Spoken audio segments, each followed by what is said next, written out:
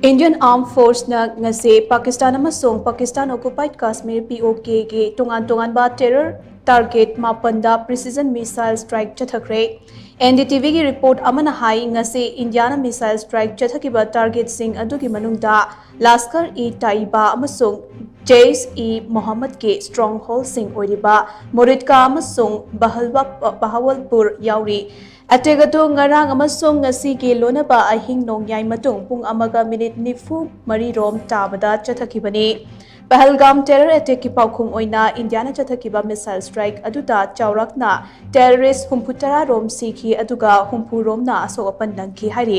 Ministry of Defence ki official statement ama paladuna NDTV ki report aduna makhatana hai India da terror attack sing chathabada plan tawfam amade direction pifam oiriba Pakistan amasung Pakistan occupied Kashmir gi terror infrastructure kaya Indiana thugaikre